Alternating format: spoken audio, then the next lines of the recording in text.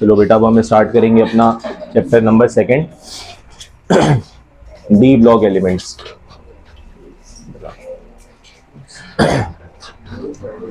तो बेटा D block elements को हम स्टार्ट करते हैं बेटा। और डी ब्लॉक एलिमेंट्स में आप पहले इसको ड्रॉ कर लो।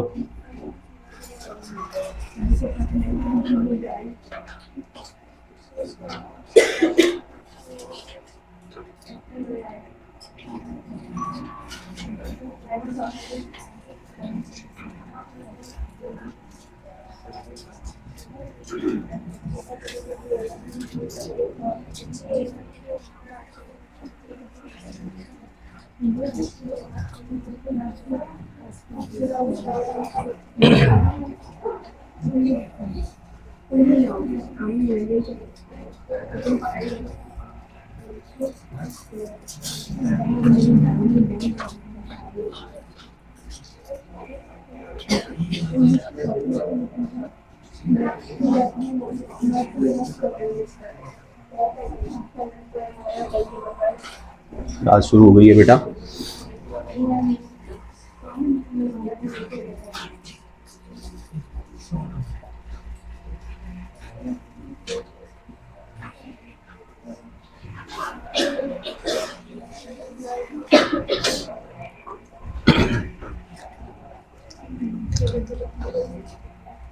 बेटा ये बताइए कि डी ब्लॉक का जो सबसे पहला ग्रुप होता है वो क्या होता है, किस नंबर से स्टार्ट होता है?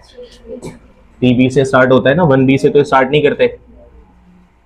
तो सबसे पहली बात हम यहीं से शुरू करते हैं। It is 3B, 4B, 5B, 6B,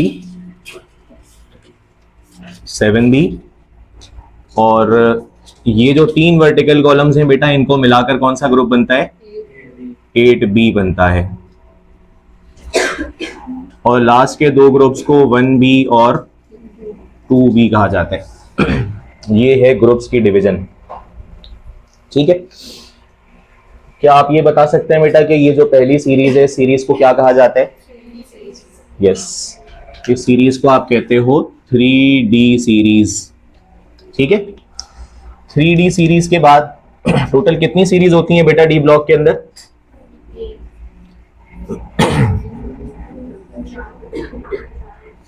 ठीक है, first series is called 3D series, 4D series, 5D series and last one is called 6D series. 4 series होती हैं बेटा टोटल डी ब्लॉक के अंदर, जिसको हमने आज की क्लास में स्टडी करना है। और जाहिर है आपको पता है सेकेंड ईयर के कोर्स के अंदर ये चारों सीरीज शामिल नहीं है। सिर्फ कौन सी सीरीज पढ़नी होती है बेटा? 3D सीरीज को पढ़ना होता है। क्या आप रीजन बता सकते हैं कि 3D सीरीज, 4D सीरीज या 5D या 6D क्यों कहा जाता है? क्योंकि इनका valence orbital 3D, 4D, 5D या 6D होता है, यानी जो आखिरी इलेक्ट्रॉन होता है वो इनके अंदर जाता है। इस वजह से सीरीज को 3D, 4D, 5D, 6D कहा जाता है। अच्छा, ये बताइए बेटा 3D सीरीज कहां से स्टार्ट होती है? ये फर्स्ट सीरीज तो बेटा सबको याद होनी चाहिए ना, it starts with scandium. Next element बताइएगा बेटा? टाइटेनियम। नेक्स्ट एलिमेंट वेनेडियम, उसके बाद क्रोमियम, उसके बाद मैग्नीज, उसके बाद आयरन, कोबाल्ट, निकल, कॉपर और जिंक। ये सारे एलिमेंट्स बेटा इसी सीक्वेंस के साथ आपको याद होने चाहिए, स्कैंडियम से लेकर जिंक तक। और अगर दूसरी सीरीज की बात करूं 4D, 5D और 6D की, तो 4D सीरीज कहां से स्टार्ट होती है बेटा, याद है? सेकेंड ईयर में हमने इसको पढ़ा भी था, इस पे एक एमसीक्यू भी बनता है। It starts with yttrium, the symbol of yttrium is Y। ठीक है, और ये सीरीज खत्म कहां पर होती है? कैडमियम पर खत्म होती है, उस सिंबल इज CD। तो ये वाली बात भी आपसे पूछी जाती है सेकेंड ईयर में भी कि 4D सीरीज के पहले और आखिरी एलिमेंट का सिंबल बता दीजिए, ये शुरू कहां से होती है और खत्म कहां पे होती है। ठीक है, तो यूट्रियम से स्टार्ट होती है और कैडमियम पर जाकर खत्म हो जाती है। अच्छा, 5D सीरीज कहां से शुरू होती है बेटा? ये तो पता होना चाहिए। 5D सीरीज कहां से स्टार्ट होती है? लेंथेनम से स्टार्ट होती है ना, इसका सिंबल क्या होता है बेटा? La। अच्छा, लेंथेनम के नीचे आपको पता है एक्टिनम होता है बेटा, वहीं से तो सीरीज निकलती है, लेंथेनाइट सीरीज, एक्टिनाइट सीरीज, यानी कि इनको यहां से निकाल कर एफ ब्लॉक में डाला जाता है ना, याद है ये वाली बात? अच्छा, ये सीरीज खत्म कहां पर होती है बेटा? तो ये सीरीज खत्म होती है Hg पर। Hg मींस मरकरी पर। तो पहला और आखिरी एलिमेंट बेटा आपने तमाम सीरीज के लिए याद कर लेना है। और अगर यहां की बात करें तो ये एक्टिनम से स्टार्ट होता है और कॉपरनीशियम पर जाकर खत्म होता है, वो सिंबल है Cn। लिख लो इसको और याद कर लो। पहली series of D block starts from scandium and ends at zinc. The second series starts with yttrium and ends at cadmium, Cd. Third series starts with lanthanum and ends with mercury. Last series, which is 6d, starts from actinum and ends at copernicium, whose symbol is Cn. तो सबसे पहली बात तो बेटा ये हो गई।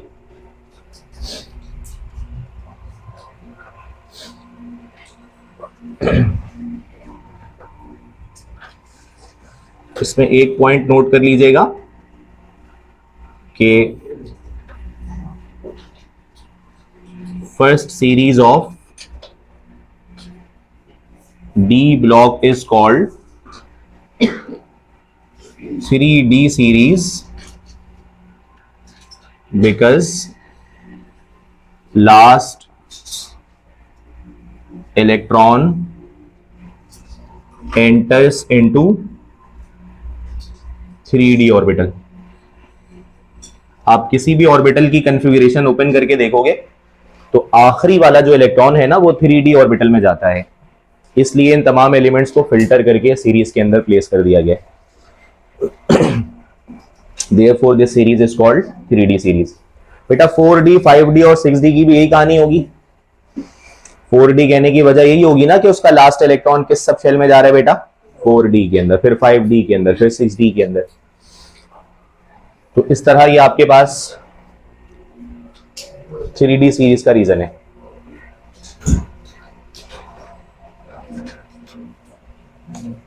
अच्छा, इसमें कुछ ग्रुप्स को बेटा स्पेसिफिक नाम दिए जाते हैं, जैसे मिसाल के तौर पर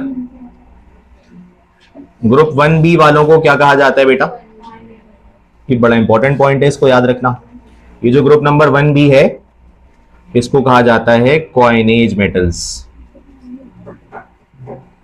ठीक है, coinage metals.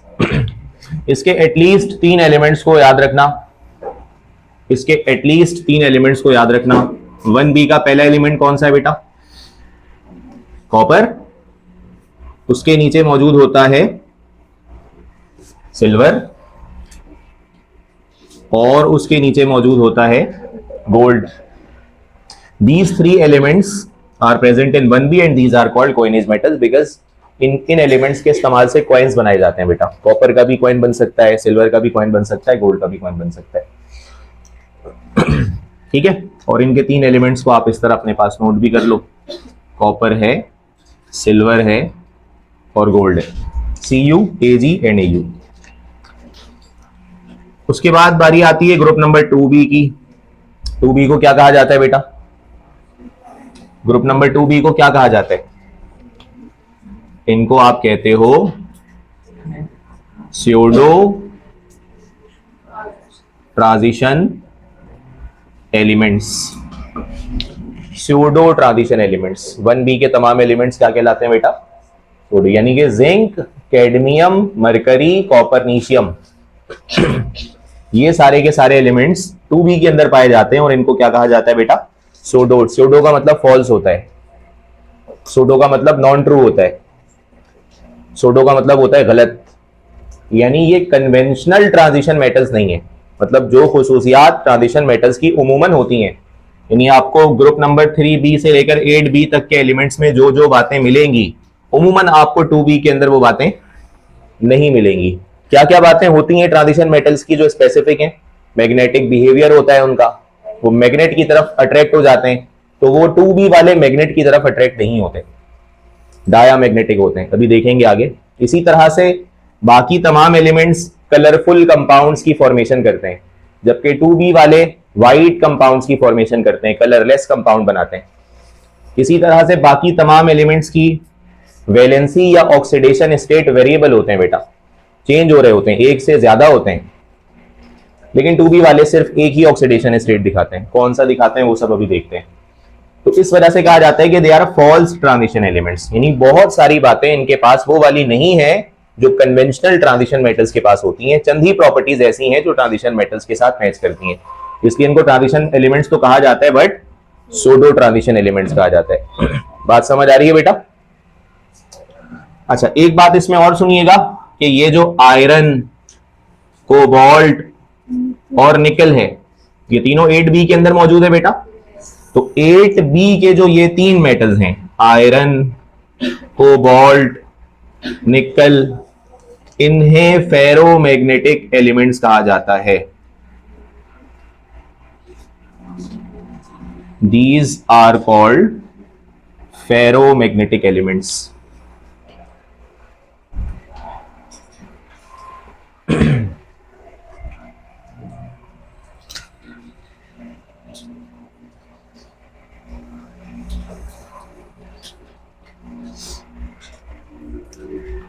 These are called ferromagnetic elements. अच्छा, अब सबसे पहला टॉपिक ट्रांजिशन एलिमेंट्स की सीरीज में हम स्टार्ट करते हैं बेटा, इलेक्ट्रॉनिक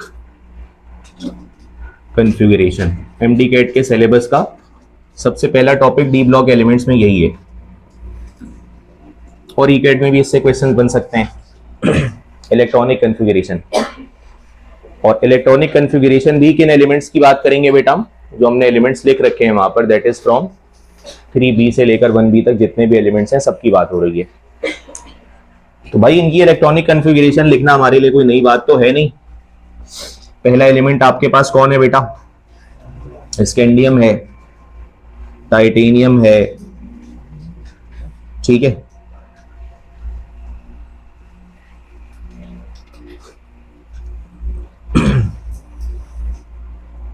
ठीक है भाई, ये एलिमेंट्स आपके पास मौजूद है बेटा। आपको इनके एटॉमिक नंबर्स भी याद होंगे। क्या क्या एटॉमिक नंबर्स होते हैं बेटा इनके? इसका एटॉमिक नंबर होता है 21, इसका एटॉमिक नंबर होता है 22, 23, 24, 25, 26, 27, 28, 29 and z is equals to 30।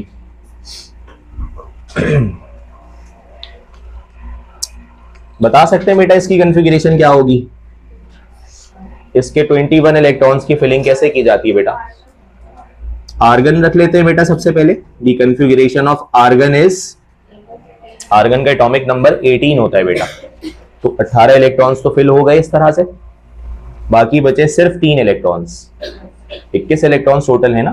तो आर्गन के बाद आपने सब में लिखना है 4s और 3d, 4s और 3d। अब 18 तो आप यहां तक फिल कर चुके हो। s में कितने रखे जाते हैं बेटा? 2 रखे जाते हैं, और d के अंदर कितने रखे जाते हैं? 5। तो ये 18, 20, 21, वेरी सिंपल। टाइटेनियम की बात कर लो तो ये आप आर्गन लिख दोगे, इसका मतलब होगा आपने 18 इलेक्ट्रॉन्स को फिल कर दिया। अब आप यहां पे रखोगे 4s और 3d। तो 18 यहां तक हो चुके, s में कितने आते हैं बेटा? और d में कितने आ जाएंगे? 2 आ जाएंगे। वेनेडियम की बात कर लो तो आर्गन 4s2 और 3d3। ठीक है बेटा, 23 हो गए। उसके बाद हमें फिल करने हैं 24, तो आर्गन 4s2 और 3d4। क्या ये कॉन्फ़िगरेशन सही है बेटा? बस ये वाली बात यहां पे याद रखनी है। s से एक इलेक्ट्रॉन निकाल कर कहां भेज दिया जाता है? हाफ फिल्ड हो जाने की वजह से बेटा, है ना, मैक्सिमम स्टेबिलिटी अचीव हो जाती है, क्योंकि s अगर एक इलेक्ट्रॉन अपना d को देगा तो d भी हाफ फिल्ड हो जाएगा। d में 10 आ सकते हैं ना वैसे तो, लेकिन अगर एक इलेक्ट्रॉन और आ जाए तो 5 हो जाएंगे, तो हाफ फिल्ड हो जाएगा, और हाफ फिल्ड हो जाने पर मैक्सिमम स्टेबिलिटी अचीव हो जाती है। और s के अंदर भी अगर दो में से एक इलेक्ट्रॉन निकल जाए तो फर्क नहीं पड़ता, क्योंकि वो अगेन हाफ फिल्ड हो जाएगा बेटा, तो वो भी मैक्सिमम स्टेबिलिटी हासिल कर लेगा। तो इस वाली बात को आपने याद रखना है। 4s1 और ये क्या बन जाता है बेटा, 3d5 बन जाता है। 25 इलेक्ट्रॉन्स मैग्नीज के हैं, तो आर्गन के 18 इलेक्ट्रॉन्स आ जाएंगे, 4s2 20 और 3d5। ठीक है बेटा। उसके बाद आप आ जाओ 26 इलेक्ट्रॉन्स ऑफ आयरन की फिलिंग पर, तो आर्गन हो गया, देन 4s2, देन 3d6, ये हो गए इसके 26 इलेक्ट्रॉन्स। उसके बाद फिर से आर्गन 4s2 3d7, उसके बाद argon 4s2 3d8, then argon 4s2 3d9। बेटा यहां पर भी तब्दील करते हैं कॉन्फ़िगरेशन को। क्या करते हैं बेटा, s से एक इलेक्ट्रॉन निकालते हैं, ये 4s1 हो जाता है, और d में 9 से बढ़ाकर 10 कर देते हैं बेटा। तो ऐसा करने से d फुलफिल्ड हो जाता है बेटा, मैक्सिमम स्टेबिलिटी, और s हाफ फिल्ड हो जाता है, वो भी मैक्सिमम स्टेबिलिटी। तो बेटा ये दो जगहों पर ये काम हो जाता है। एक एटॉमिक नंबर कौन सा है बेटा, 24, इसको अंडरलाइन कर लो, सवाल हुआ तो यही कहीं से होगा। और ये आपके पास है कॉपर, जिसके साथ आप ये वाला काम करते हो, तो 24 पर करते हो, 29 पे करते हो, ताकि स्टेबिलिटी को अचीव किया जा सके। जिंक का लास्ट क्वेश्चन, आर्गन 4s2 और 3d10। ठीक है, 18, 20, 30, तो जिंक के एटॉमिक नंबर की वैल्यू है 30। तो इसकी इलेक्ट्रॉनिक कॉन्फ़िगरेशन हो गई बेटा। अच्छा, अब इसमें एक बात और कर लेते हैं बेटा इसी के साथ साथ। अगर आपसे ये पूछ लिया गया कि आप डी ब्लॉक एलिमेंट्स के लिए जीवीसेक बता दें, जीवीसेक मतलब general valence shell electronic configuration बता दें। बेटा ये जितने भी हमने यहाँ पर सब शेल्स लिखे हैं, ये सब वैलेंस शेल का हिस्सा है बेटा। ठीक है ना, यहां से चौथा शेल स्टार्ट हो गया है, देखो 4s, सब में 4s से कहानी स्टार्ट हो रही है। इसका मतलब है सबका जो आखिरी शेल है वो कौन सा ऑर्बिटल है बेटा, 4th ऑर्बिटल है। इसका मतलब ये हुआ कि ये सारे एलिमेंट्स 4th पीरियड का हिस्सा हैं। तो 4th पीरियड से ही डी ब्लॉक स्टार्ट होता है ना बेटा, आपको ये बात मैं पहले भी बता चुका हूं। यानी कि ये वाला जो पीरियड है पीरियोडिक टेबल का, ये कौन सा पीरियड है, 4th पीरियड है। फर्स्ट, सेकंड, थर्ड में डी ब्लॉक एग्जिस्ट नहीं करता बेटा, याद है, बीच में दरमियान में गैप मौजूद होता है। ये आपके पास कौन सा पीरियड है, 5th, ये आपके पास है 6th पीरियड, और लास्ट वाला पीरियड क्या है, 7th पीरियड है बेटा। ठीक है, तो अगर हम इसकी जनरल इलेक्ट्रॉनिक कॉन्फ़िगरेशन बनाएंगे तो क्या बनाएंगे बेटा, इसकी जनरल कॉन्फ़िगरेशन ये हो जाएगी कि आप लिखोगे NS, N-1D। ठीक है बेटा, नहीं अगर आप वैलेंस शेल को गौर से देखो तो इसके लिए जनरल वैल्यू तो यही निकल कर आ रही है ना, N-1D। देखो तमाम S के साथ बेटा क्या नंबर लगा हुआ है, S के साथ तमाम कोफिशिएंट क्या लगे हुए हैं, 4।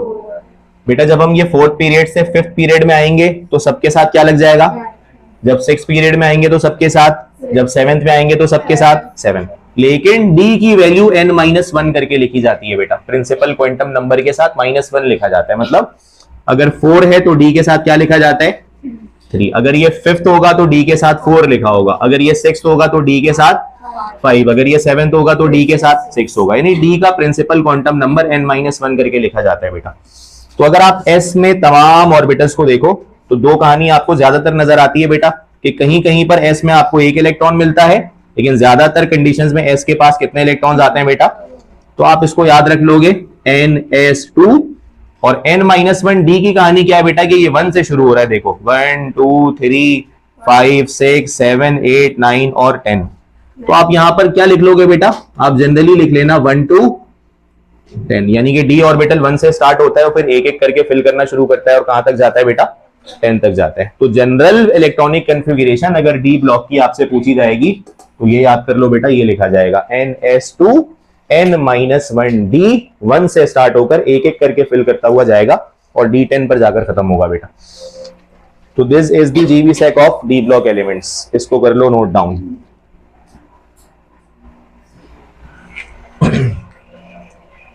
क्लियर है बेटा ये? अच्छा, इसमें एक बात और अंडरलाइन करके रखो बेटा, इसको आगे पढ़ना है हमने।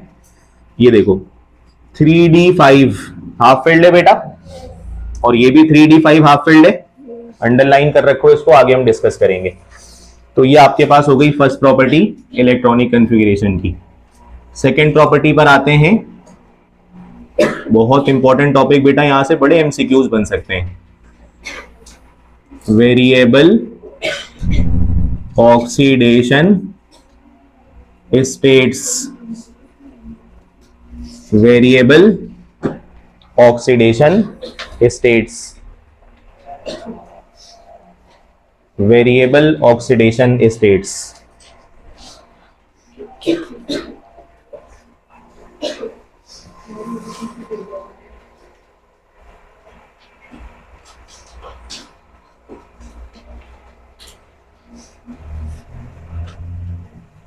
बेटा what is the oxidation state of group number 1A? बताइएगा बेटा। +1, ऑलवेज +1, कभी भी इसके अलावा आपको इसकी वैल्यू, वजह बताओ।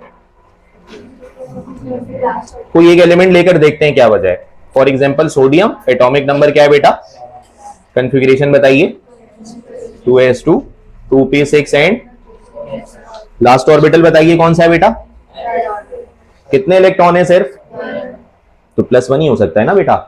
मेटल का काम इलेक्ट्रॉन लूज करना होता है, लास्ट ऑर्बिटल के अंदर एक ही इलेक्ट्रॉन है, तो बस मैक्सिमम +1 ही शो कर सकता है। ये वेरिएबल वैलेंसी तो नहीं दिखा सकता, +1 के अलावा ये तो कुछ भी नहीं दिखा सकता, फिक्स्ड वैलेंसी है इसकी, इसीलिए तो इसको ट्रांजिशन एलिमेंट नहीं कहा जाता। अच्छा 2A वालों की बात कीजिए, कोई एक एलिमेंट ले लो, जैसे मैग्नीशियम है, तो कॉन्फ़िगरेशन इसकी क्या बनेगी बेटा, 1s2 2s2 2p6 और 3s2। लास्ट ऑर्बिटल में कितने इलेक्ट्रॉन्स हैं बेटा, तो ये दोनों इलेक्ट्रॉन्स लूज करेगा और इसकी जो वैलेंसी है वो क्या रहेगी बेटा, +2 रहेगी। ये ऑक्सीडेशन स्टेट इसका +2 रहेगा, और कोई इसके अलावा ऑक्सीडेशन स्टेट ये शो नहीं कर सकता, क्योंकि एक ही ऑर्बिटल है इसके पास बॉन्डिंग के लिए।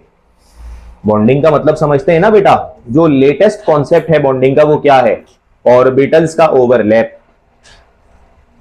बॉन्ड बनाने का जो असल तरीकाकार है, जो आपने फर्स्ट ईयर के अंदर लेटेस्ट थ्योरी पढ़ी है, उसमें कहा गया था कि जब ऑर्बिटल्स आपस में ओवरलैप करते हैं, जो क्लासिकल तरीकाकार है वो क्या है, म्यूचुअल शेयरिंग ऑफ इलेक्ट्रॉन्स। ये तो बहुत सतही सी बात है ना, म्यूचुअल शेयरिंग ऑफ इलेक्ट्रॉन्स। लेकिन हाइब्रिडाइजेशन में भी और उसके बाद बीबीटी के अंदर भी आपने देखा था कि जब ऑर्बिटल्स ओवरलैप करते हैं आपस में तो बॉन्ड बनता है। तो ऑर्बिटल्स कितने अवेलेबल हैं इसके पास बॉन्डिंग के लिए, सिर्फ एक है। आखिरी शेल में तो एक ही ऑर्बिटल है, वो कौन सा ऑर्बिटल है, एस। तो बेटा यही बॉन्डिंग में हिस्सा ले सकता है, तो ये +1 और ये +2 के साथ हिस्सा ले सकता है, कोई दूसरा ऑर्बिटल तो है नहीं। बट डी के पास एक स्पेशल बात है कि इसके लास्ट शेल के अंदर 2 तरह के ऑर्बिटल्स मौजूद हैं जो बॉन्डिंग में हिस्सा ले सकते हैं। बेटा कौन कौन से जरा बताइए, ये जितने लिखे हैं बेटा ये सारे वैलेंस शेल्स का हिस्सा है। तो एस भी बॉन्डिंग में हिस्सा ले सकता है और डी भी, यानी कि इसके एस और डी के दोनों इलेक्ट्रॉन्स बॉन्डिंग में हिस्सा ले सकते हैं। तो ये वाले इलेक्ट्रॉन्स भी शामिल हो जाते हैं, ये वाले इलेक्ट्रॉन्स भी शामिल होते हैं। कभी सिर्फ एस शामिल होता है और कभी डी भी शामिल हो जाता है। बात समझ आ रही है। तो अलग अलग केसेस बनते हैं उसके, तो अलग अलग तरह की वैलेंसीज वो शो कर सकता है। तो पहले रीजन लिखिए कि इसके ऑक्सीडेशन स्टेट्स वेरिएबल क्यों होते हैं बेटा। वन लाइनर लिख लीजिए, they have variable oxidation states because both 4s and 3d orbitals take part in, किसमें हिस्सा लेते हैं बेटा, बॉन्डिंग। जबकि s ब्लॉक एलिमेंट्स के अंदर ऐसा नहीं होता।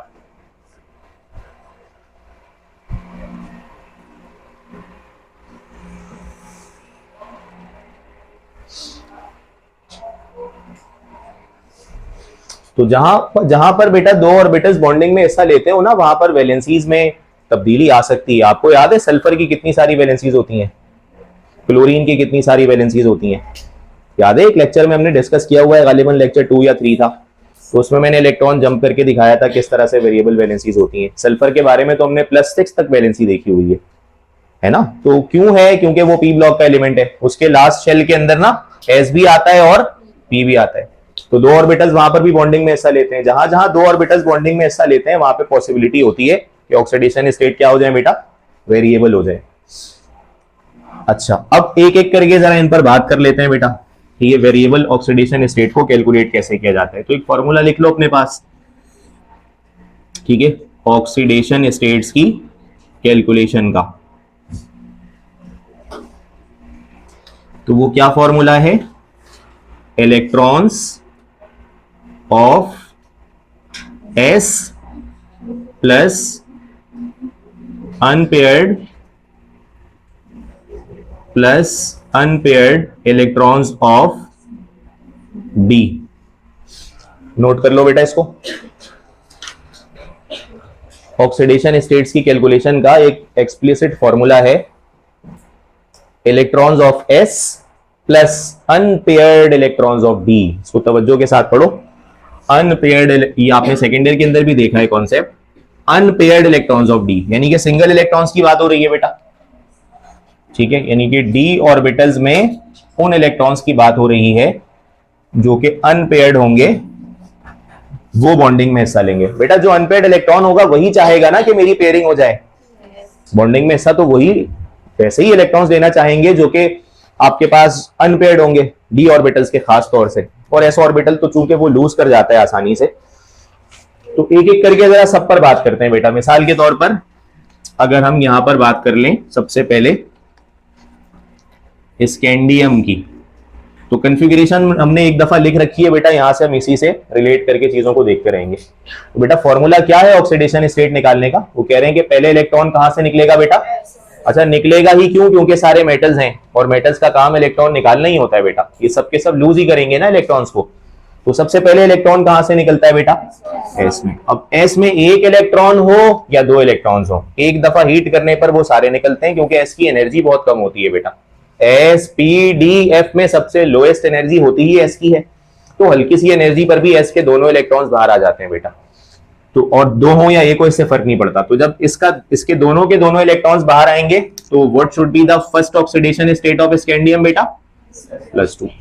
यानी अगर स्कैंडियम अपने सिर्फ 4s ऑर्बिटल को बॉन्डिंग में शामिल करेगा तो इसका ऑक्सीडेशन स्टेट क्या रहेगा, +2 रहेगा। लेकिन अगर उसे मजीद हीट सप्लाई की जाए और उसकी रिएक्टिविटी को मजीद बढ़ाया जाए तो वो अपने d ऑर्बिटल को भी बॉन्डिंग में इस्तेमाल करेगा। और d के अंदर कितने इलेक्ट्रॉन्स मौजूद हैं बेटा, एक इलेक्ट्रॉन है। क्या एक इलेक्ट्रॉन अनपेयर्ड इलेक्ट्रॉन होगा बेटा, भाई सिंगल इलेक्ट्रॉन को अनपेयर्ड कहा जाता है, तो एक है तो वो अनपेयर्ड होगा।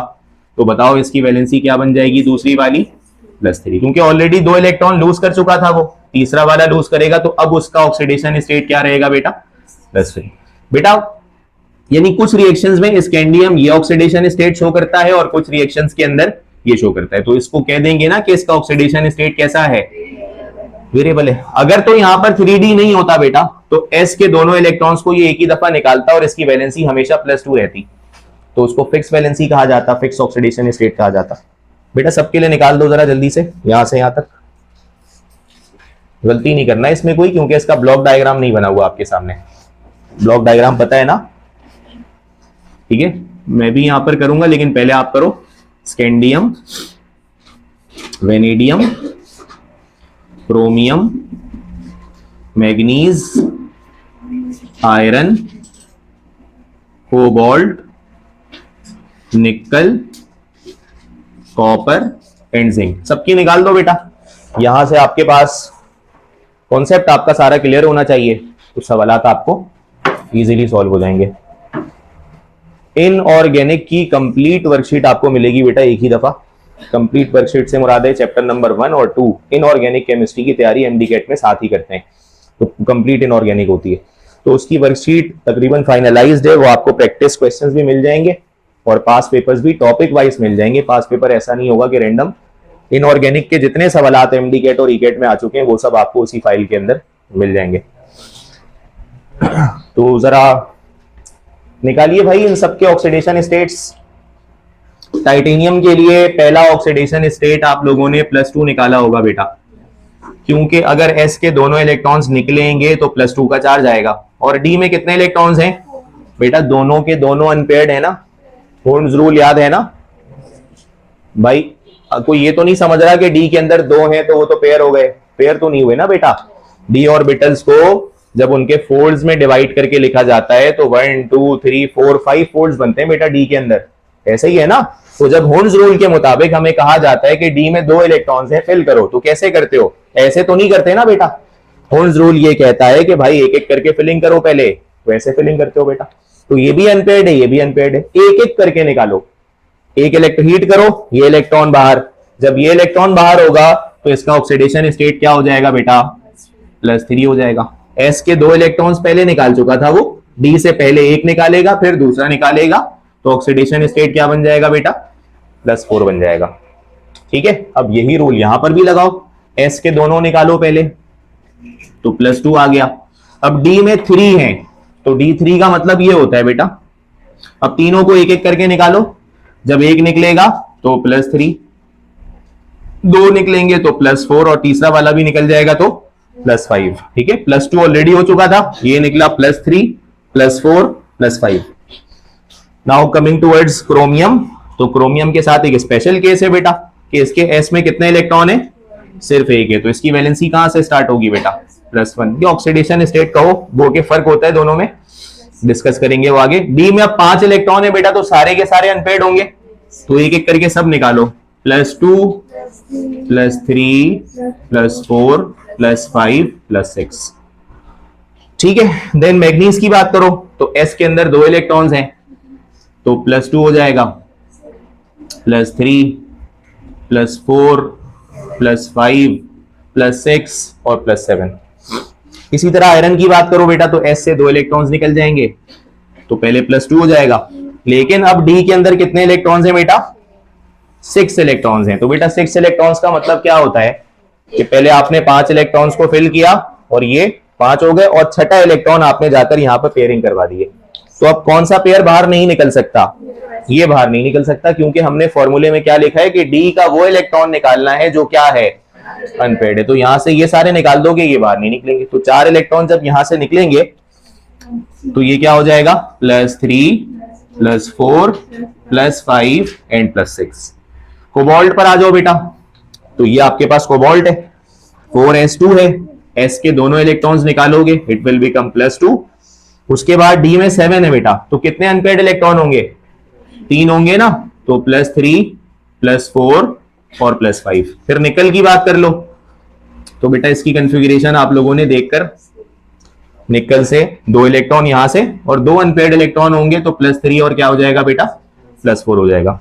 कॉपर के पास बेटा S के अंदर 1 इलेक्ट्रॉन है, तो आप यहां पर +1 लिखोगे, और एक ही एक्सेप्शनल वैलेंसी शो करता है बेटा, सेकेंड ईयर में भी डिस्कस किया होगा कि डी में तो वैसे तो सारे के सारे अनपेयर्ड इलेक्ट्रॉन, सारे के सारे पेयर्ड इलेक्ट्रॉन्स हैं बेटा, कोई भी अनपेयर्ड नहीं है। उसके अलावा भी ये, उसके बावजूद भी ये +2 की एक्सेप्शनल वैलेंसी दिखाता है बेटा। ठीक है, तो इसको जरा याद रखो कि कॉपर एक रूल से हटकर वैलेंसी शो करता है, एक्सेप्शनल केस है जो कि +2 है, क्योंकि हमने पढ़ा हुआ है कि डी का अनपेयर्ड बाहर निकलता है। तो इसमें तो 10 हैं, तो 10 का मतलब है सारे पेयर्ड हो जाएंगे, उसके बावजूद भी ये +2 वैलेंसी को शो करता है। +1 तो जस्टिफाइड है ना, एस से 1 इलेक्ट्रॉन बाहर आ गया। अच्छा, जिंक में क्या होगा बेटा?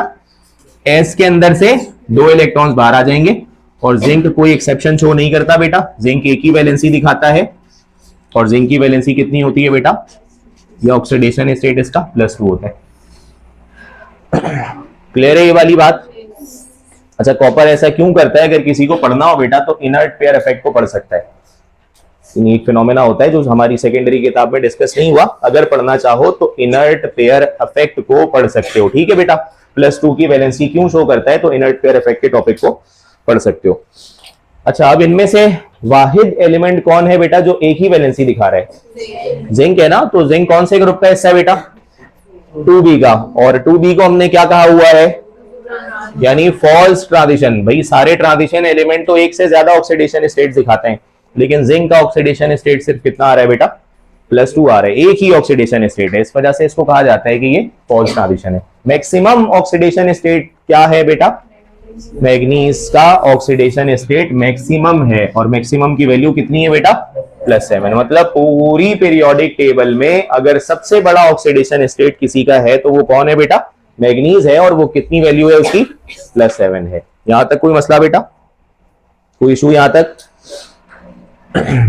अच्छा, अब इसी से रिलेटेड एक और प्रॉपर्टी पर आते हैं, that is magnetic behaviour, magnetic behaviour, ये इलेक्ट्रॉनिक कॉन्फ़िगरेशन से रिलेटेड ही सारे टॉपिक्स हैं। इसमें से कोई एक आध सवाल जरूर होता है बेटा पास पेपर में हर साल।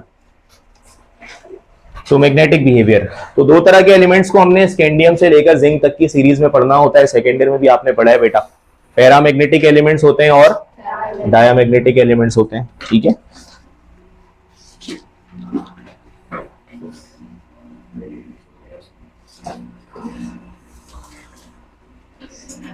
पैरामैग्नेटिक एलिमेंट्स और डायामैग्नेटिक एलिमेंट्स।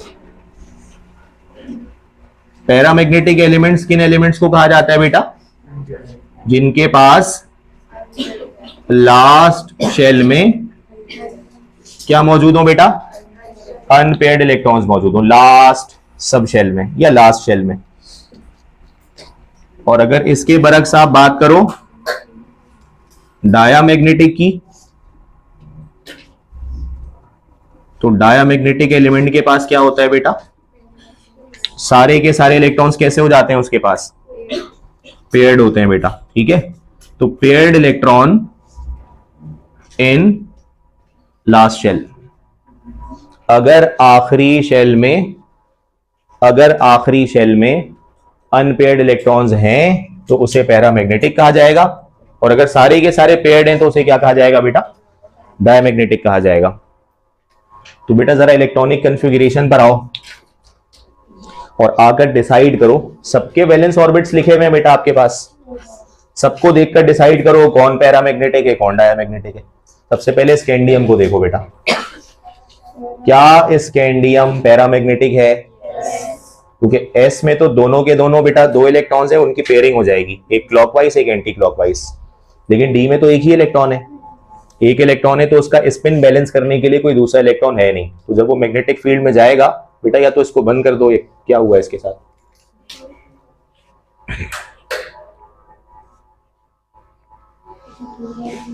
ये वहां से बंद करो यार इसको, चलो ठीक है।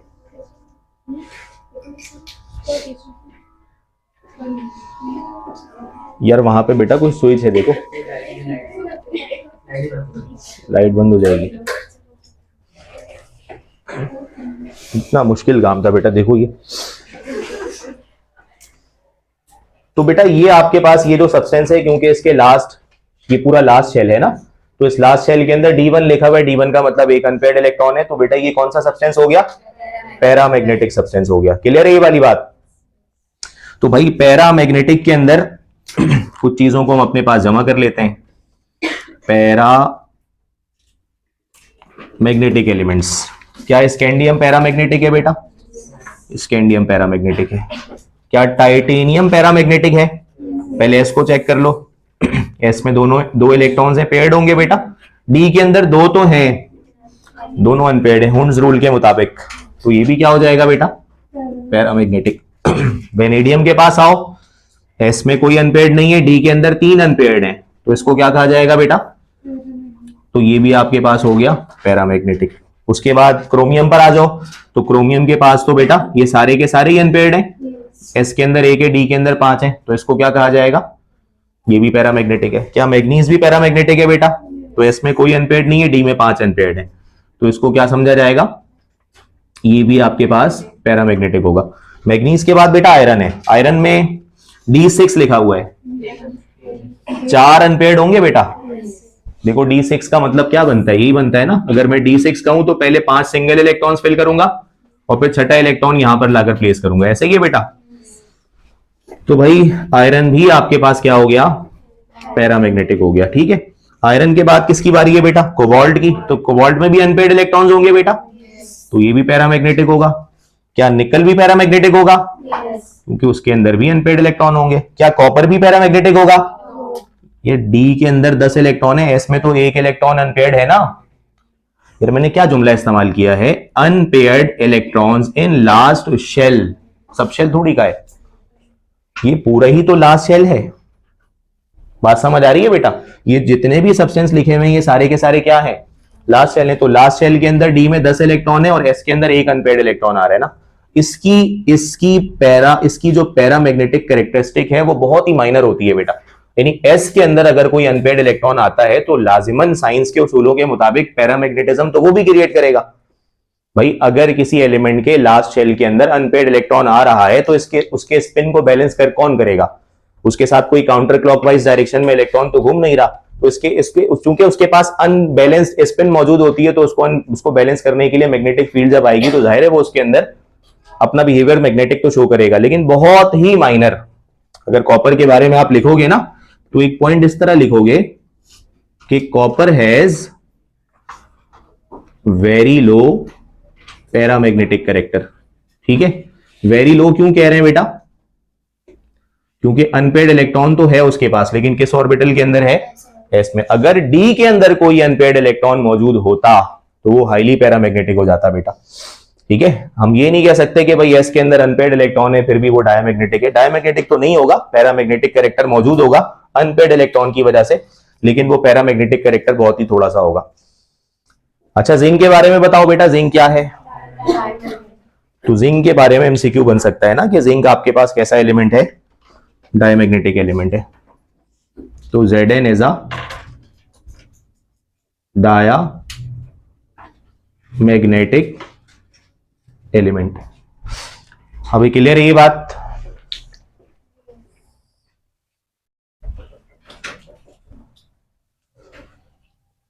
एक एमसीक्यू लिखोगे बेटा मैग्नेटिक बिहेवियर में, इन्हीं किस पैटर्न पर सवालात बन सकते हैं।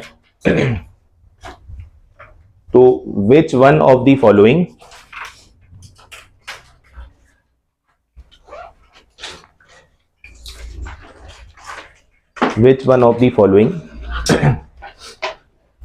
has the highest paramagnetic character? Has the highest paramagnetic character?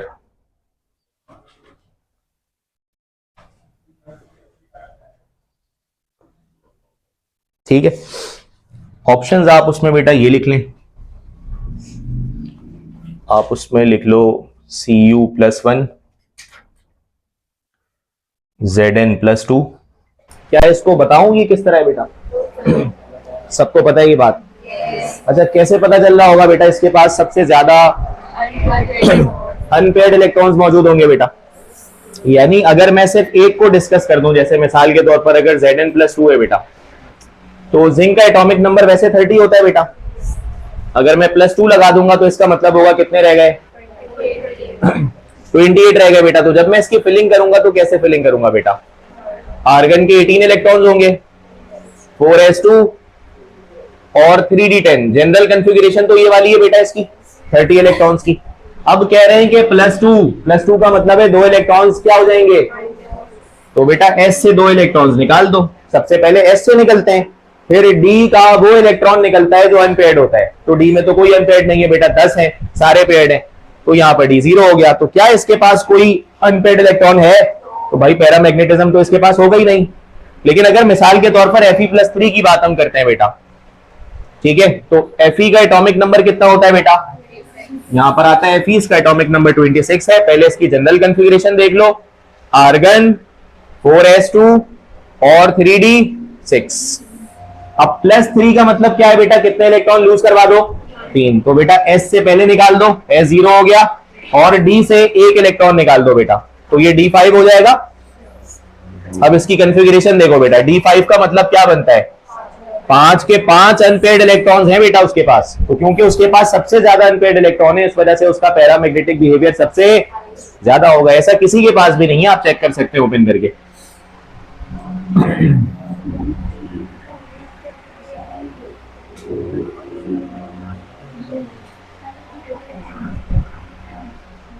Clear हो गया बेटा? ये एक फॉर्मूला लिख लो बेटा अपने पास, वैसे हमारी बुक में तो नहीं है ये, बट आप इसको लिख लो। मैग्नेटिक मोमेंट, इसका फॉर्मूला होता है mu is equals to square root of n into n+1 बल्कि इट इज n+2 और आखिर में लगा होता है Bm। ये फॉर्मूला लिख लो बेटा, इसको हम आगे यूज करेंगे एक जगह पर, फिल वक्त इसको सिर्फ नोट कर लो, क्योंकि एमसीक्यू तो हमारा अनपेड इलेक्ट्रॉन की तादाद देखकर ही सॉल्व हो जाता है। ये मैग्नेटिक प्रॉपर्टीज के अंदर इसको नोट डाउन कर लो।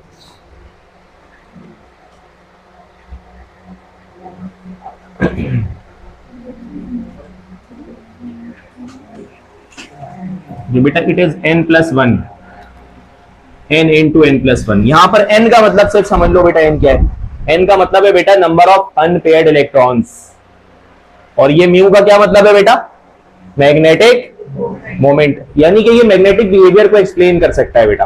ये जो फैक्टर है कि किसी एलिमेंट के मैग्नेटिक बिहेवियर को एक्सप्लेन कर सकता है। और आगे लिखा हुआ है Bm, ये जो Bm है ये मैग्नेटिक मोमेंट की यूनिट है बेटा।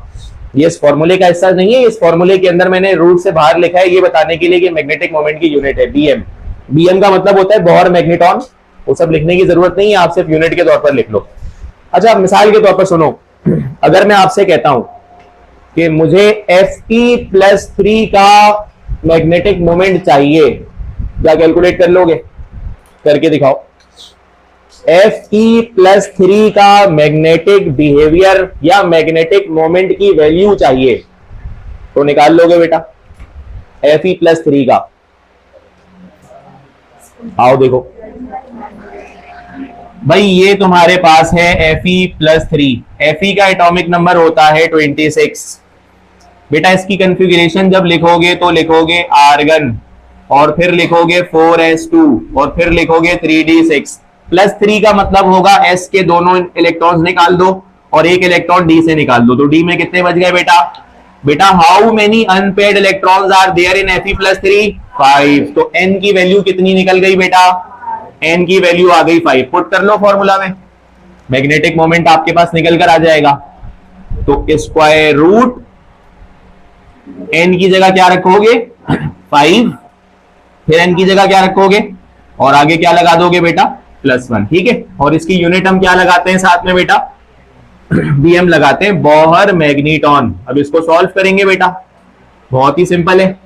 5 + 1 6 हो जाएगा, 6 5 से क्या हो जाएगा बेटा? 30। तो ये आपके पास आ गया √30। बात समझ आ रही है बेटा? इसकी कैलकुलेशन आप सिंपली इस तरह से कर सकते हैं।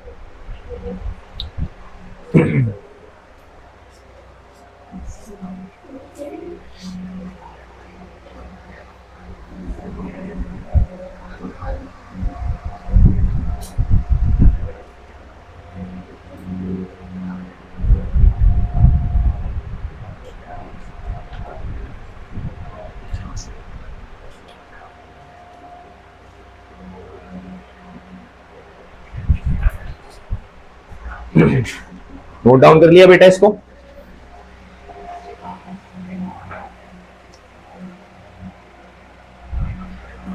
फोर्थ प्रॉपर्टी पर आते हैं बेटा, मैग्नेटिक बिहेवियर के बाद।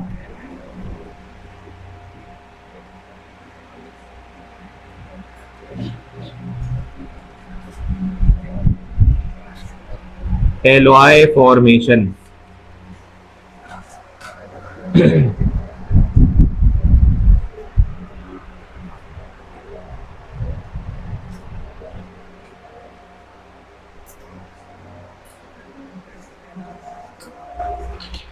डी ब्लॉक एलिमेंट्स के जो एलिमेंट्स होते हैं बेटा, वो एलॉय की फॉर्मेशन कैसे करते हैं? एलॉय किसको कहते हैं बेटा, ये आप जानते हो? Mixture of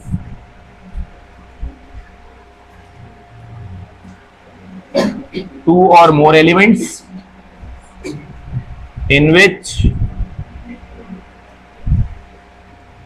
at least one is a metal.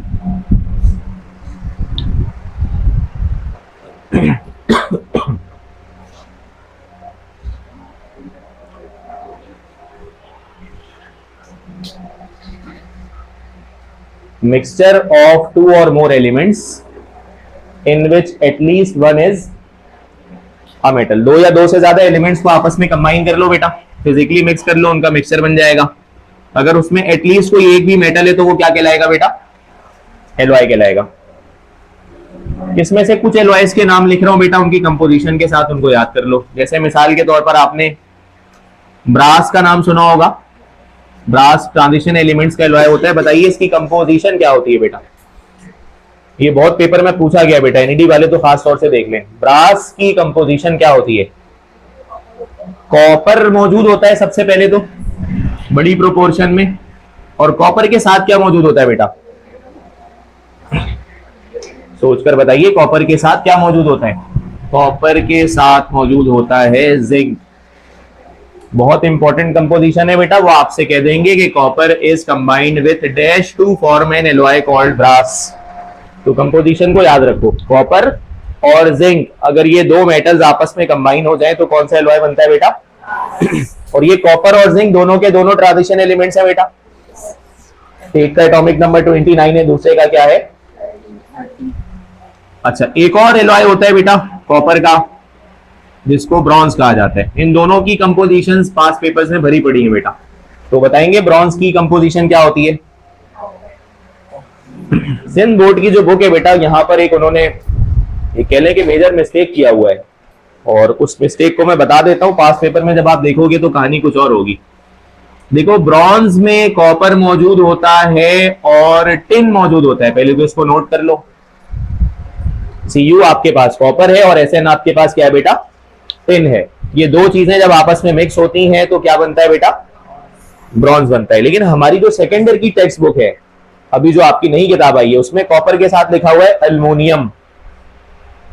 हाँ, ब्रॉन्ज की कंपोजिशन में कॉपर के साथ लिखा हुआ है एल्युमिनियम, और उसका नाम इन्होंने ब्रॉन्ज लिखा हुआ है। अच्छा, वो ब्रॉन्ज की एक स्पेशल टाइप है जिसको एल्युमिनियम ब्रॉन्ज कहा जाता है। वो भी नोट डाउन कर लो, उसको एल्युमिनियम ब्रॉन्ज कहा जाता है। एल्युमिनियम ब्रॉन्ज में ये होता है कि कॉपर को मिक्स कर दिया जाता है, बजाय टिन के उसकी जगह क्या रख दिया जाता है बेटा? एल्युमिनियम रख दिया जाता है। हालांकि नाम बुक में ब्रॉन्ज लिखा हुआ है, मगर कंपोजिशन उन्होंने एल्युमिनियम ब्रॉन्ज वाली लिखी हुई है। जबकि ई कैट और एमडी कैट में जब ब्रॉन्ज पूछा जाता है तो ब्रॉन्ज की जो कंपोजिशन है बेटा वो ये होती है, कॉपर और टिन की। बुक में जो लिखा हुआ है वो एल्युमिनियम ब्रॉन्ज की कंपोजिशन है, बट नाम उन्होंने ब्रॉन्ज का लिखा हुआ है। तो ये वाली करेक्शन ध्यान में रखिएगा कि जब आपके पास पेपर के सवाल सॉल्व कर रहोगे तो कॉपर के साथ आपने किसको पिक करना है बेटा? टिन को पिक करना है। एल्युमिनियम ब्रॉन्ज का सवाल कभी भी पेपर में नहीं आया है, तो आप उसकी कंपोजिशन को भी ध्यान में रखो बस। अच्छा, एलॉय फॉर्मेशन की वजह क्या होती है बेटा? इसका जरा रीजन अपने पास नोट डाउन कर लो।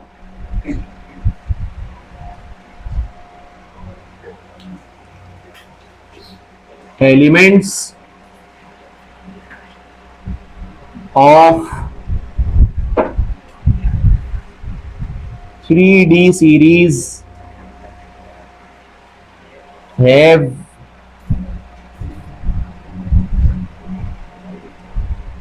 nearly same atomic radius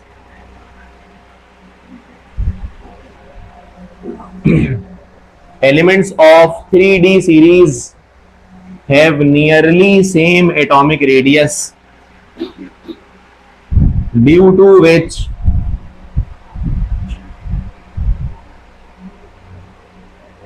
mixing of such atoms becomes easier. Mixing of such atoms become easier.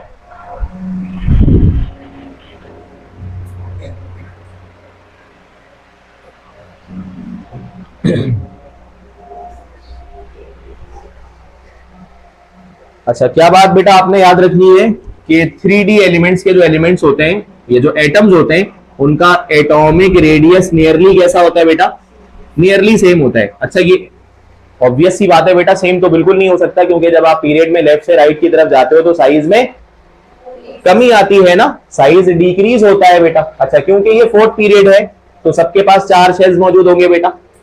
लेकिन जब हम पीरियड में लेफ्ट से राइट की तरफ जाते हैं तो न्यूक्लियर चार्ज में इजाफा होता है। न्यूक्लियर चार्ज में इजाफे की वजह से वो वैलेंस शेल को मजबूती से अपनी तरफ अट्रैक्ट करने की कोशिश करता है, ठीक है। लेकिन यहां पर इतनी ज्यादा अट्रैक्शन क्रिएट नहीं होती है, और इन सब का जो साइज है वो नियरली कैसा रहता है बेटा? सेम रहता है। इसकी रीजन है, डिस्कस कर लेंगे, चूंकि कोर्स का पार्ट नहीं है तो हम उसको स्किप कर रहे हैं। बस आप सिर्फ इतना याद रख लो कि एटॉमिक रेडियस इनका कैसा रहता है बेटा, नियरली सेम। तो सेम साइज के एटम्स होते हैं सबके। मिसाल के तौर पर अगर मैं कॉपर और जिंक की बात करूं, तो कॉपर और जिंक को क्यों मिक्स किया गया बेटा, क्योंकि ये साथ साथ मौजूद एलिमेंट्स हैं, इनके एटॉमिक साइज में कोई आसमान जमीन का फर्क नहीं होगा, बहुत ही चंद माइक्रोन्स का फर्क होगा। तो जब कॉपर और जिंक के एटम्स को आप मिक्स करोगे ना, तो इनका जो एटॉमिक साइज होगा वो नियरली कैसा होगा बेटा, सेम होगा। तो इनकी मिक्सिंग बहुत आसान हो जाती है, यानी सेम साइज के एटम्स को आपस में मिक्स करना क्या हो जाता है बेटा, आसान हो जाता है। लेकिन अगर हम ऐसे एटम्स की सिलेक्शन करें जिसमें एक का साइज बहुत बिगर हो और एक का साइज बहुत स्मॉलर हो, तो लेटेक्स की क्रिएशन में आसानी नहीं रहती बेटा। यानी जब सेम साइज के एटम्स होते हैं तो उनको मिक्स करना आसान हो जाएगा कि बस एक एटम डिस्प्लेस करो, उसकी जगह कोई दूसरा एटम लाकर रख दो। लेकिन अगर साइजेस आगे पीछे होते हैं बेटा, तो फिर उनका पैकिंग फैक्टर बड़ा मुश्किल से जनरेट होता है। क्लियर है ये वाली बात? साइज सेम होने की वजह से जो मिक्सिंग है वो एटम्स की आसान होती है। अगर कोई आपसे पूछे कि एलॉय फॉर्मेशन की रीजन क्या है, तो आप क्या बताओगे बेटा, nearly same atomic radius. Next property पर आएंगे बेटा, कैटालाइटिक प्रॉपर्टी। कैटालाइटिक प्रॉपर्टी यानी ट्रांजिशन एलिमेंट जो डी ब्लॉक के होते हैं बेटा, वो आपके पास बहुत सारे एलिमेंट्स ऐसे होते हैं जो कैटलिस्ट की सूरत में बहुत सारे रिएक्शंस में यूज होते हैं बेटा। तो बुक में जो जो डिस्कस हुए कम से कम उन सबको याद कर लेते हैं बेटा। सबसे पहले एक कैटलिस्ट निकल ट्रांजिशन एलिमेंट है, और सेकेंड ईयर के अंदर अभी हम एक चैप्टर भी पढ़ रहे हैं बेटा, ऑर्गेनिक केमिस्ट्री का चैप्टर नंबर 5। उसमें ये एलिमेंट रिएक्शन में बता देता हूं, शायद ये वाली बात सबको ही समझ आ जाए। मिसाल के तौर पर अगर एक सब्सटेंस है C2H4, ये अल्कीन का मॉलिक्यूल है बेटा, जितने कार्बन उसका डबल हाइड्रोजन। अगर इसमें मैं हाइड्रोजन गैस को ऐड कर दूं तो ये किस में कन्वर्ट हो जाएगा बेटा, भाई C2H6 में कन्वर्ट हो जाएगा।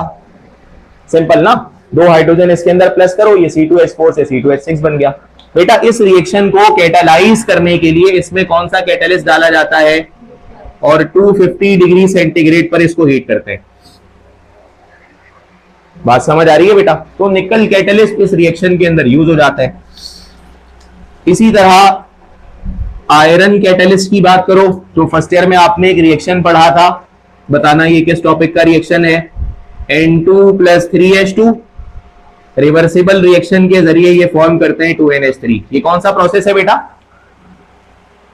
इस प्रोसेस को क्या कहा जाता है, हेबर्स प्रोसेस, याद है, जिसके जरिए आप अमोनिया गैस की प्रोडक्शन करते हो। ये सब याद रखना बेटा, ये सब बुक में मेंशन है। इसी तरह V2O5, ये रहा वेनेडियम, इसका ऑक्साइड कांटेक्ट प्रोसेस में इस्तेमाल किया जाता है बेटा। अभी आपने चैप्टर नंबर 1 इनऑर्गेनिक केमिस्ट्री में भी ये पढ़ा है ना, सल्फ्यूरिक एसिड की प्रिपरेशन में 2SO2+O2, ठीक है, ये जब आपस में कंबाइन होते हैं तो 2SO3 की प्रोडक्शन करते हैं। और ये कौन सा प्रोसेस है बेटा, कांटेक्ट प्रोसेस है, ठीक है। तो ये तीनों याद कर लो बेटा, तीनों आपको जो है वो बुक के अंदर मिल जाएंगे कि कौन सा कैटलिस्ट किस प्रोसेस के अंदर इस्तेमाल किया जाता है। अगली प्रॉपर्टी पर आएंगे, that is binding energy. Binding energy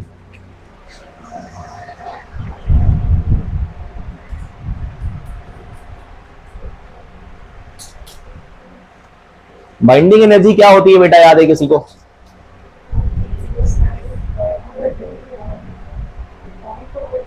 कौन से बॉन्ड को?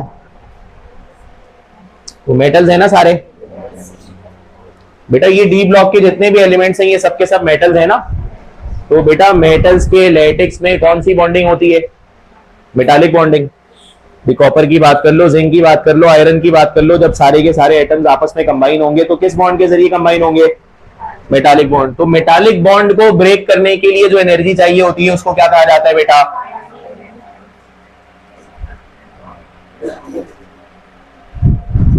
तो amount of energy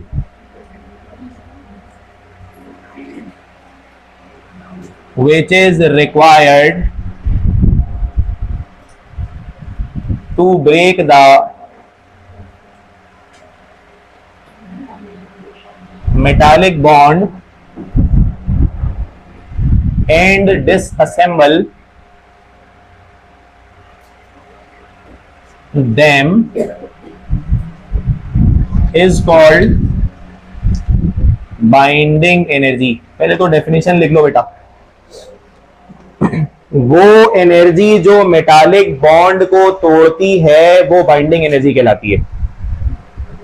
वो एनर्जी जो मेटालिक बॉन्ड को तोड़ती है वो बाइंडिंग एनर्जी कहलाती है। क्योंकि ट्रांजिशन एलिमेंट सारे के सारे मेटल्स हैं, तो इनके एटम्स के दरमियान कौन सी बॉन्डिंग होगी बेटा? Metallic bonding. और मेटालिक बॉन्डिंग को तोड़ने के लिए जो एनर्जी चाहिए होती है, that energy is called binding energy. अच्छा, बाइंडिंग एनर्जी का कॉन्सेप्ट आप पहले भी पढ़ चुके होंगे बेटा। थोड़ी सी डिस्कशन अगर हम इसमें कर लें, मिसाल के तौर पर सपोज करो बेटा, ये आपके पास कुछ एटम्स हैं और इनके लास्ट ऑर्बिट में एक इलेक्ट्रॉन है। ठीक है, ये कौन से ग्रुप के एलिमेंट्स होंगे बेटा? ग्रुप नंबर 1 के, क्योंकि इनके लास्ट ऑर्बिट में एक इलेक्ट्रॉन है। बहुत पॉसिबल है कि ये सोडियम के एटम्स हो। ठीक है, तो सबके लास्ट ऑर्बिट के अंदर एक एक इलेक्ट्रॉन मौजूद है बेटा। अच्छा, आपको पता है कि मेटल के जो लास्ट इलेक्ट्रॉन्स होते हैं बेटा, वो अपने वैलेंस ऑर्बिट में नहीं रहते। क्या बन जाते हैं? वो डीलोकलाइज्ड इलेक्ट्रॉन्स बन जाते हैं। ये सब क्लास 9 में पढ़ चुके हो आप। मेटल्स है फ्री इलेक्ट्रॉन्स, पढ़ा है ना। इसी वजह से वो इलेक्ट्रिसिटी की कंडक्शन भी करते हैं और हीट की कंडक्शन भी करते हैं। तो वो अपने लास्ट ऑर्बिट के इलेक्ट्रॉन्स को ऑर्बिट में नहीं रखते, बल्कि लैटिक्स के अंदर फ्लो करवाते हैं बेटा। यानी कि ये लास्ट ऑर्बिट में नहीं रहेगा, बल्कि प्लग करके बाहर निकल जाएगा और यहां कहीं पर आ जाएगा। सारे के सारे, सारे के सारे। ठीक है बेटा, इस तरह से सारे इलेक्ट्रॉन्स बाहर आ गए। अच्छा, ये जब इलेक्ट्रॉन सारे के सारे बाहर आ गए तो इनको क्या कहा जाता है बेटा? या फिर इनको क्या कहा जाता है? Delocalised electrons. ये सारे नाम इनको दिए जाते हैं बेटा।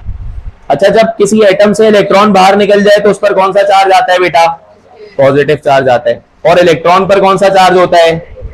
तो बेटा मेटल का कैटाइन कहलाएगा ना। ये मेटल का कैटाइन, कैटाइन मतलब पॉजिटिव, और ये चूंकि मेटल है तो मेटल के कैटाइन और फ्री इलेक्ट्रॉन्स के बीच में जो इलेक्ट्रोस्टैटिक फोर्स पैदा होती है उसी को क्या कहा जाता है बेटा? मेटालिक बॉन्ड कहा जाता है। यानी मेटल का पीस उठाओ, उसमें 1 करोड़ मेटल के एटम्स हैं, सब ने अपने लास्ट ऑर्बिट के इलेक्ट्रॉन्स को फ्री किया हुआ है।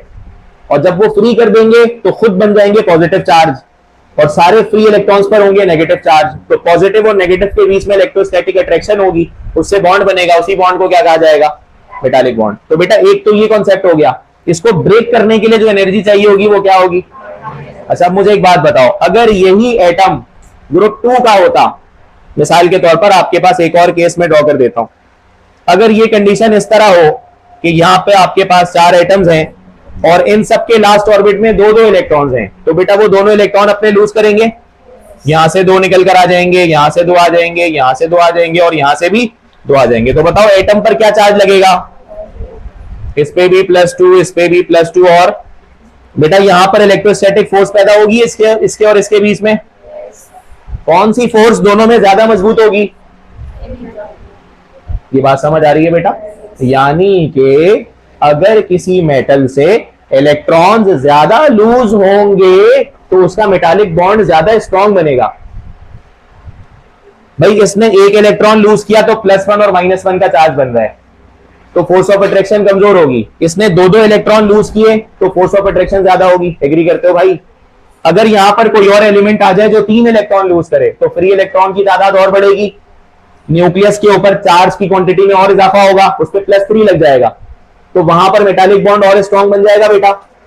ये बात समझ आ रही है यार? यही तो वजह है ना कि सोडियम, मैग्नीशियम और अल्युमिनियम बेटा इसकी कंफिगरेशन होती है 281, मैग्नीशियम की कंफिगरेशन होती है 282, अल्युमिनियम की होती है 283। इसके लास्ट ऑर्बिट में कितने इलेक्ट्रॉन है? इसकी वैलेंसी क्या निकल कर आएगी? मतलब ये सिर्फ एक इलेक्ट्रॉन को फ्री करेगा, ये कितने इलेक्ट्रॉन को फ्री करेगा, और ये तो सबसे मजबूत मेटालिक बॉन्ड किसमें बनेगा। इसीलिए अल्युमिनियम इन सब के मुकाबले में सबसे ज्यादा हार्ड होता है, क्योंकि उसका बॉन्ड मजबूत होता है।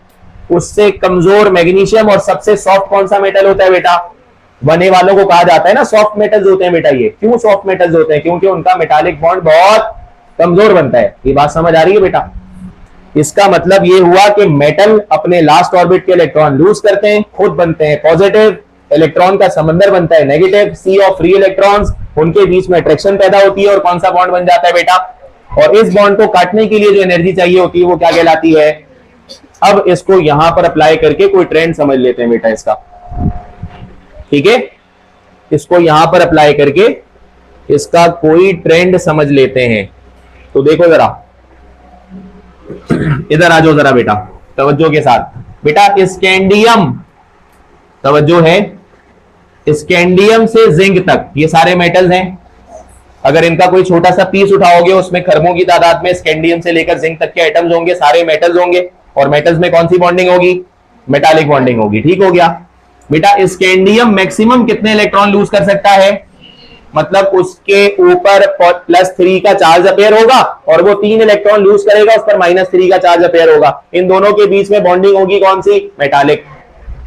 बेटा टाइटेनियम कितने लूज कर सकता है, तो मुझे एक बात बताओ, अगर स्कैंडियम और टाइटेनियम के बारे में आपसे एक बात पूछूं कि किसमें मेटालिक बॉन्ड मजबूत होगा, तो आप क्या कहोगे।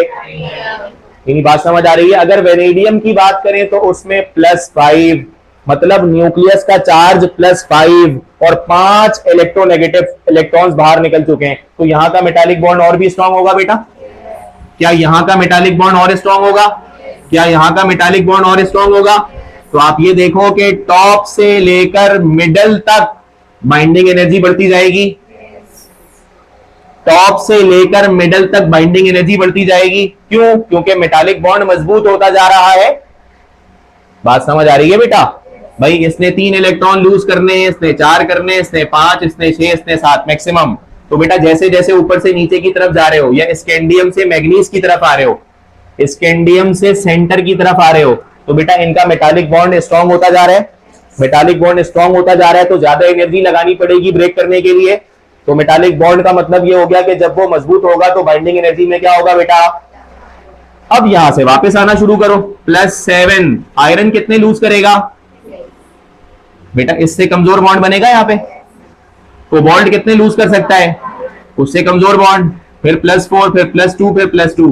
बात समझ आ रही है बेटा। यानी कि जब हम वहां से यहां सेंटर से आगे की तरफ जा रहे हैं तो मेटालिक बॉन्ड क्या होता जा रहा है बेटा, कमजोर होता जा रहा है। तो इस बात को यहां पर नोट कर लो, strength of metallic bond increases.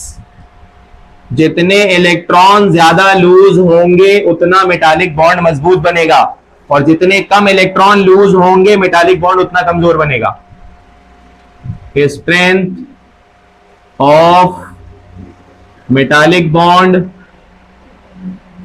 Decreases, strength of metallic bond decreases. Note कर ले बेटा इसको।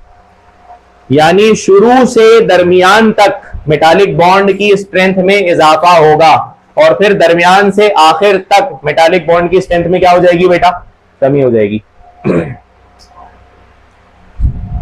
तो इसको नोट डाउन कर लें बेटा, और बाइंडिंग एनर्जी का ट्रेंड एक ग्राफ के जरिए याद रख लें। यानी इंटरमीडिएट लेवल तक, एमडीकेट लेवल तक ये वाली बात आप याद रख लें, ठीक है। यानी अगर हम यहां पर रख लें बाइंडिंग एनर्जी, ठीक है, और यहां पर रख लें एटॉमिक नंबर, ठीक है, एक ग्राफ बना लें इसका, बाइंडिंग एनर्जी और एटॉमिक नंबर।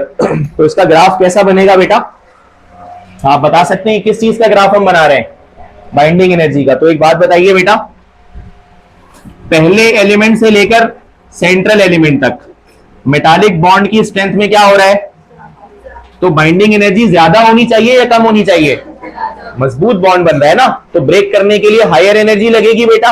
तो इसका मतलब ये हुआ कि इनिशियल पॉइंट से ये ग्राफ ऐसे उठेगा। ये बात समझ आ रही है, ये ग्राफ नीचे से ऊपर जाएगा, यानी कि अगर इस ग्राफ के ऊपर आप एलिमेंट्स की प्लेसमेंट करोगे तो पहला एलिमेंट आपको कौन सा मिलेगा, और फिर कौन सा मिलेगा, फिर कौन सा मिलेगा, फिर कौन सा मिलेगा, फिर कौन मिलेगा बेटा, मैग्नीज। क्या ये बात समझ आ रही है? और मैग्नीज के बाद वापसी देखो, मैग्नीज के पास मैक्सिमम 7 इलेक्ट्रॉन लूज करने की सलाहियत थी, उसके बाद ये इलेक्ट्रॉन लूज करने की सलाहियत क्या होती जा रही है बेटा, कम से कम होती जा रही है। तो ये ग्राफ दोबारा ड्रॉप करना शुरू हो जाएगा, यानी बाइंडिंग एनर्जी की वैल्यू में कमी आना शुरू हो जाएगी बेटा। तो इस ग्राफ को ध्यान में रख लो, ये आपको आगे किसी भी एमसीक्यू में काम आ सकता है बेटा, ठीक है। तो ये हो गया आयरन, कोबाल्ट, निकल, कॉपर एंड देन जिंक। तो इस ग्राफ को इस तरह याद रखो बेटा। ये कैप उठाओ मार्कर का, इसमें लगाओ। अच्छा, तो ये पॉइंट क्लियर है बेटा, इसमें कोई मसला, इसको ड्रॉ कर लो।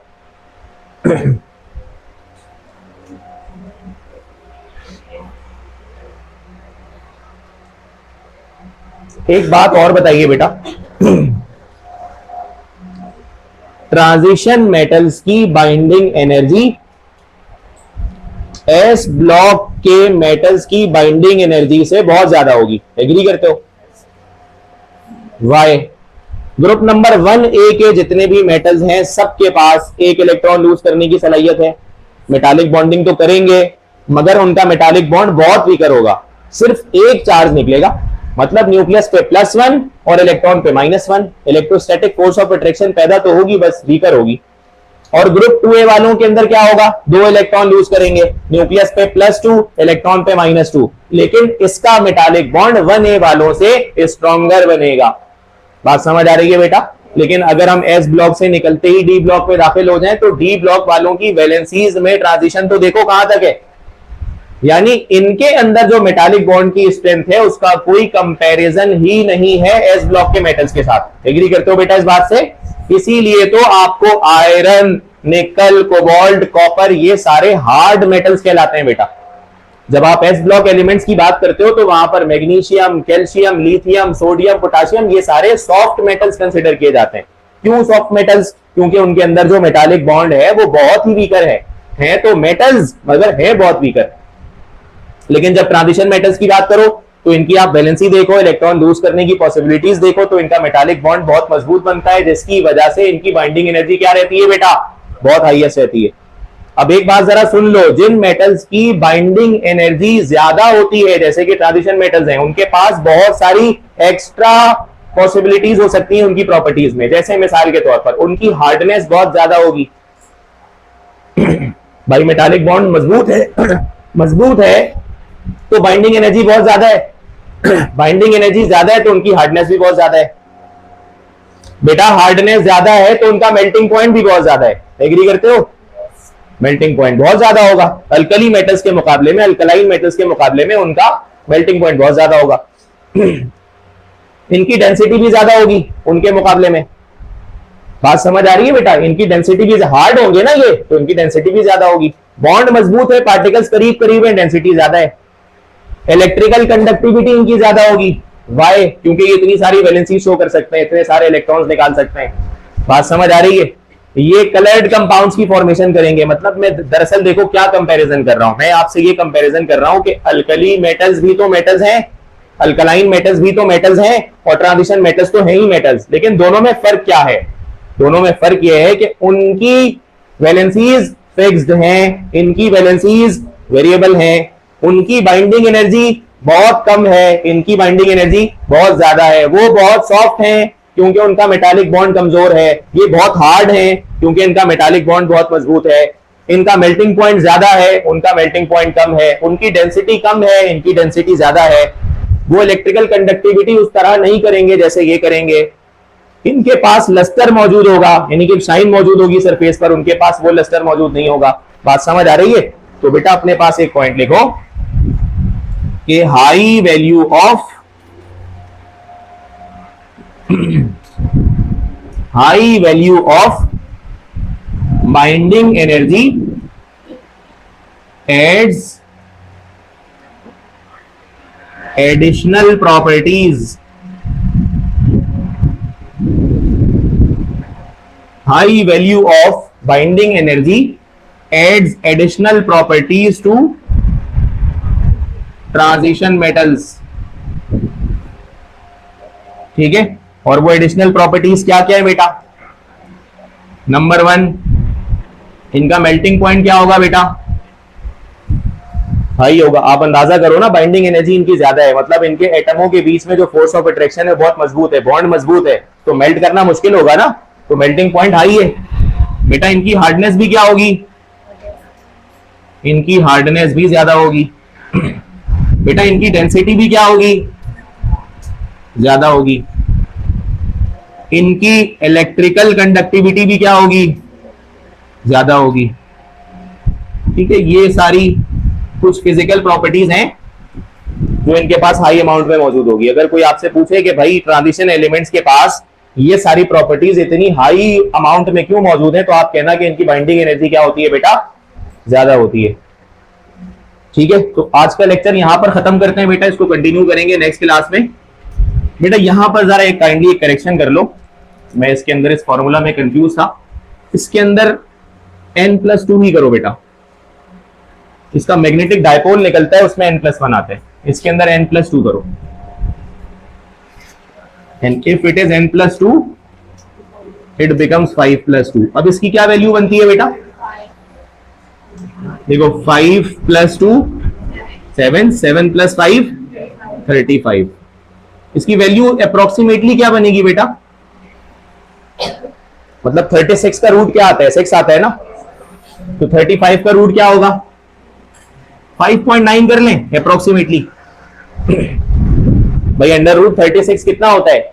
6 होता है ना, तो अगर मैं 35 √ निकालना चाहता हूं तो वो 6 के बहुत करीब होगा ना, तो मैंने उसको 5.9 लेट कर लिया।